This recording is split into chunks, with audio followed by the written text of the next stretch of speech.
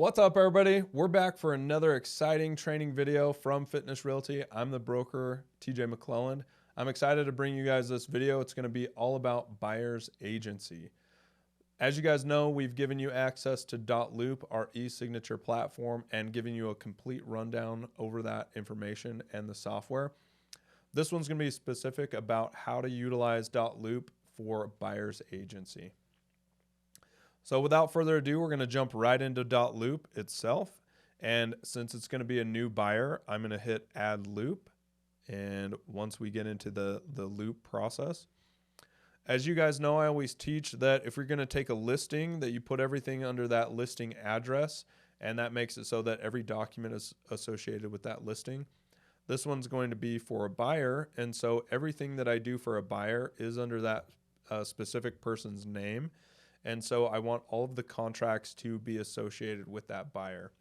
So right now we're going to put Fred Flintstone. Okay, so Fred Flintstone is going to be our buyer. If you had multiple parties for your buyer, you would just put a comma, start adding their names across that buyer's template. Then we're going to hit add loop. Once we get to the templates, you know this is going to be a buying template because it's going to be a buyer. So we open up the buyer template. As you guys know, there's an easy way for you to upload a picture right here. I almost never put any pictures in. You guys know I'm kind of lazy about that. We do have an agent on our team, though, that utilizes a picture for all of his listings, which looks really nice when we are looking at their file. For me, just going to skip that. Now we're going to create the loop, or we're going to let .loop create the loop for us. And so now you can see this is going to be a purchase. This information goes alongside with the reporting tool. So if you're using the reporting tool or tab at the very top of .loop, this would be information that you would want to make very accurate. For me, I don't really use a lot of this, but I'll show you what I do normally in my loops. I just make sure it says purchase because he is a buyer. I'm going to hit status, pre-offer. There are many different statuses, so if you're running a different way to manage this, maybe you're going to have different statuses throughout the entire deal. Purchase price, we're going to put $400,000. And then this enter closing over here, we don't have a closing deadline for this buyer yet. We don't know what that's going to be. Maybe he will close, maybe they won't. And so what I do in this, most of the time with a buyer, you're taking a 6-month agency listing or an agency contract. Maybe it's 1 year, maybe it's 6 months, maybe it's 1 month. For me, I just take 6-month contracts to work with agents or to work with buyers. And so I would just put 6 months in this, or 6 months out in this little bubble right here. So let's see, I'm going to just put it, let's say April 30th. So once we've got April 30th, all this really does is say it's going to rack and stack this with all of my other contracts that I'm working on. So it just makes it so that you can easily find it, but you can do any type of system that you would like. Now we're going to go into view loop. Once we get in this loop, as you guys know, my first thing that I do in every single loop is to go down to people and load the people that are associated with this contract. So for me, you're going to make sure that yourself is marked for a buying agent. Then you're going to add person. I would just put Fred Flintstone here and his email, and then I would put their role as buyer right here. However, if you have 3 parties, you're going to have to put all 3 parties and all 3 emails and all their roles as the buyer. So that's just up to you. You know, it's up to whatever situation you're in. If you have a husband, wife, or 2 parties purchasing, or 3, or a corporation, you need to really understand who is going to sign on the contract. A lot of times you might even start with the wrong one anyways. You might start with a 2-person system that 2 people are going to purchase this property, and then you get down into the contract and you find out that 1 person's going to be removed from the loan. If that's the case, you'll actually do an addendum to remove that person from the contract because they actually aren't tied to the loan in the first place. On the reverse of that, if you have a 2-person couple or whatever that's going to purchase this property, if they're going to buy it together and only one person's on the loan, obviously on the contract, only one person will be signing the documents, but at title, both people can be put on title. And that's something that you can talk with your escrow and title officer about. So now that we've added the people, obviously, we're going to go up here and start with the buyer broker agreements or anything associated with that. So you can kind of see our template is laid out to have some required items. And those are just things that I think are good information to really go over with your buyer. So obviously, first, we're going to go over the exclusive buyer broker agreement. We're going to skip the autofill, but autofill just makes your life easier if you have all the information tied up into this. Autofill just makes it so that the form gets populated with some of the information. So obviously, this is an exclusive buyer broker agreement. They are going to be working with you. This is the document that really ties your client to you. However, if you ever run into an issue where your buyer just really doesn't want to work with you, I recommend canceling this contract and letting them go and working with whoever. Forcing them to work with you is a recipe for disaster, so don't do that. But you can run your business any way you'd like. So obviously, this is an exclusive buyer broker agreement. You're going to put the company's information in here, Fitness Realty. You're going to put your buyer's name in this box, or names if you have 2 or 3 parties or whatever. Then this buyer's agent, you're going to put your own name in here because you're representing your client. Then this is the interesting part. Most of the time, people don't read this very accurately. They put in today's date for this box right here, which really means that you would only be representing them for today, because this document starts after the people have signed and goes until this date that you put in here. So this is where you'd put your 6-month deadline. I'm going to put it up on screen just for instance. Put the 30th day of April 2024. That sounds wicked crazy. Anyway, you're going to want to make sure that you put the deadline that you're taking this contract for, not today's date. Don't put today's date. If you're going to take a 1-year buyer broker agreement, make sure this says 1 year from today's date. All right, and then this is where you're going to put the actual piece of property or a location that you're going to be specifically helping them in. So most of the time I put the county that we're going to work in. So maybe you're going to put Utah County and maybe Salt Lake County. Or if you have a person that calls you up specifically and says, I only want you to represent me for this specific address, then you just write the specific address in this box, and that covers the buyer broker agreement for only that address. Oftentimes in the past, I've had investors that said, well, I really only want you to represent me for this address and not for 6 months altogether on an area. A lot of times investors are working with several different realtors, and so they only want to work with you for the specific one that they want, and which is totally cool. I've done tons of investors that we wrote contracts for a specific address, and that was all that I was representing them for, and they used all of their own people for other deals. So there's ways for you to do that, though. Just fill out the specific area or the address, depending on which one you're working with. Now, as you guys know, with the new NAR lawsuit that happened and the new settlement that happened with that, brokerage fees are about to change. They're about to be different. In Utah, we're pretty protected from that. And most of that is because our brokerage fees are all associated with some contract. And we are talking about those specifically in every buyer broker agreement and every listing agreement. But as a buyer, this is where you're going to bring up the brokerage fee to your client. So this is where you are talking about what you are worth and what you should get paid to help that client purchase a property.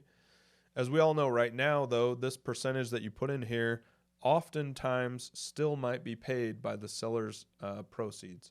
And so you really just need to make sure that you talk about commission and be open and upfront and honest with your clients about that. So typically with a buyer broker agreement, though, we have a 3% of the purchase price in a brokerage fee. So it's totally up to you. It's totally up to the negotiation of what you can get with your client. I just recommend putting 3 in this starting box if you have the value to be the proposition with your client on that. But like I said, so oftentimes the seller's side is still going to pay a buyer's agent commission, and that might be 2.5%, that might be 2%. Something that I talk about with my clients is that I will change this from 3% to typically whatever the sellers are offering on the other side. If it's 2%, we'll come in and talk about this new brokerage fee and change it to 2%. Sometimes if I'm doing a lot of work for that client, we may change it to 2% from the seller's commission that's associated with that transaction, and I still may have my buyers pay another percent to make that full 3%. It just depends on the situation, depends on the client and everything like that.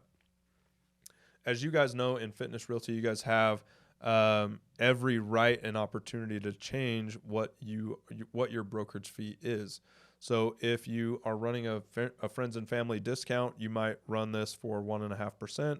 You might do 1%, just so that you guys know that anything lower than 1.5% for our brokerage firm won't count towards your progression through the tier process or any of our progress through the growth and the tiers. And so you might want to make sure that you check in with that. Or check with me, and I can help you negotiate those. All right, protection period just means that typically I usually put 12 months or 1 month or whatever. This just means that if you showed them a bunch of homes in that 6 months and then they still go and buy one of those homes after the 6 months, then you're still entitled to some piece of commission. Rarely have I ever seen anything go down with these. I know that the ethics committee and the rules committee and stuff, they're always talking with people about commissions and protections with that. In our brokerage firm, we just haven't had any issues come up with any protection period. Most of the time, like I said, if a client's not willing to work with you, I would just let that client go. Like, it's not going to be great if you try to force them or take them to court for a commission. It gets really kind of nasty. But like I said, if you want to run your business that way and be really hard about the contracts, totally good.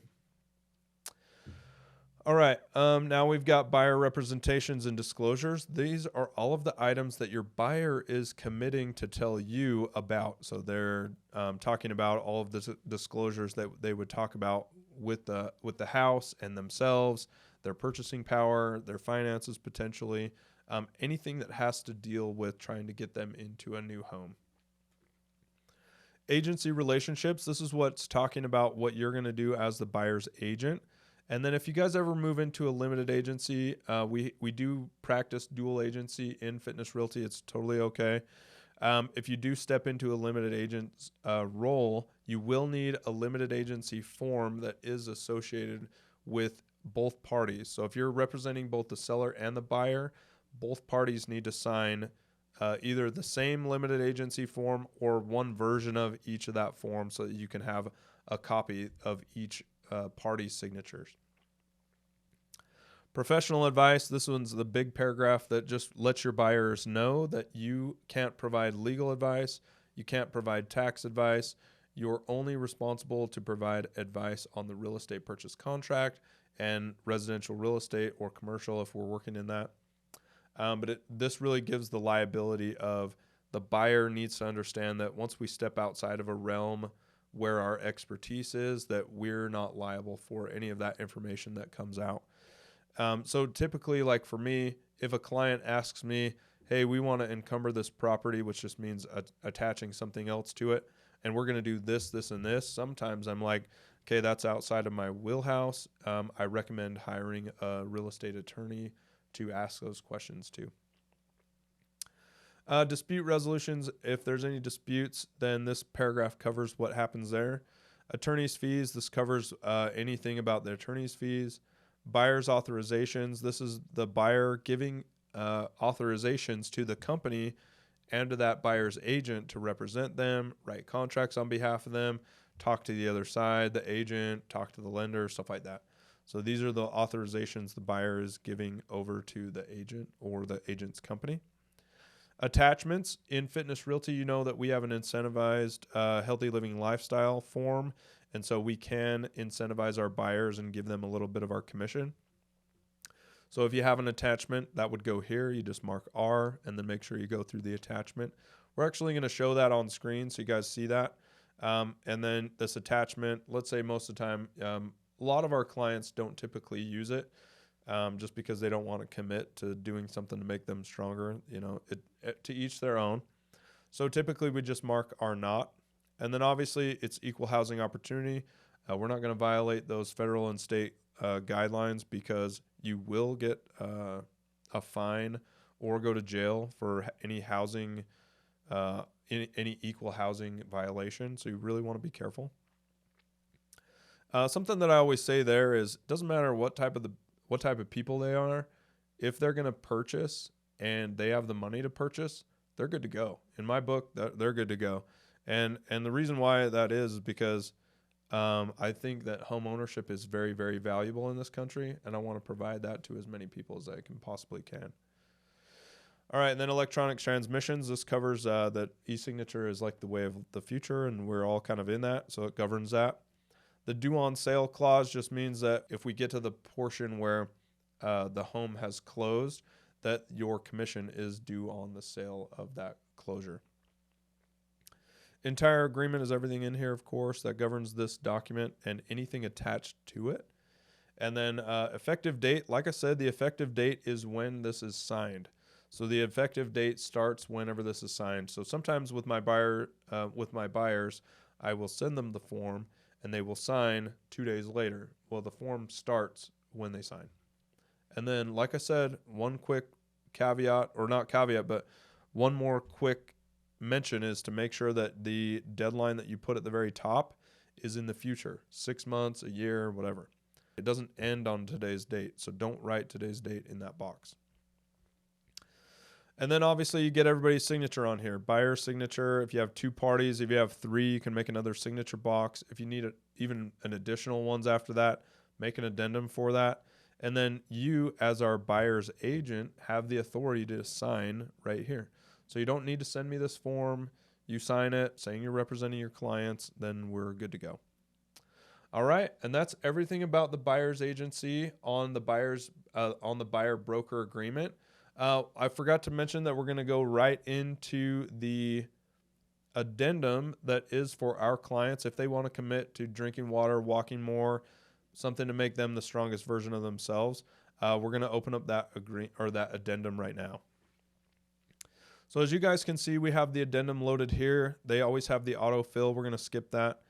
This addendum is pre-filled out for you. It is part of the template so that you don't have to figure out what to type in there. So if your clients are going to use this incentive and get the 0.5% back in commission, which usually just helps them out with a little bit of their down payment or could potentially be some money for them to do countertops or whatever, then this document is what needs to be attached to the buyer broker agreement and needs to be told to the lender so that the lender understands where some of that cash is coming from. We have utilized this several times in the past, and recently we just had one close a month ago, and they used this document, gave their clients a 0.5% back in commission, which was $2,000. So their clients got $2,000. I think they used it for carpet. So don't quote me on that though, but it was an amazing opportunity for those clients. So you can see in this addendum though, we're going to put entered into on this date, whatever date that's going for the document between the buyer and the company. So Fitness Realty, of course. And then the buyer is awarded a down payment credit from Fitness Realty by committing to all these things that they can do in this addendum. Make sure that they get their signatures on here. This one does require a signature from the principal broker, so you will have to have me sign that. So if you are giving away a 0.5% of your commission to the other side, just make sure I'm aware of it and send me the form. I will always sign it because I want people to really have the incentive of that healthy living lifestyle. So just make sure that I'm aware of it though. All right, and then 2 last documents in there really quick that I think are just gee whiz information, good stuff for your buyers. Most likely, eventually, they'll become mandatory. But right now, I don't think they're mandatory at the state. They're just good information. So obviously, wire fraud is on the rise. and we want to make sure that we are not committing wire fraud. But we are also trying to let our buyers know that the wire fraud is out there. So I would just have everybody sign this wire fraud alert disclosure. It is a legal binding document, but it really just says, hey, we're giving you some information about wire fraud.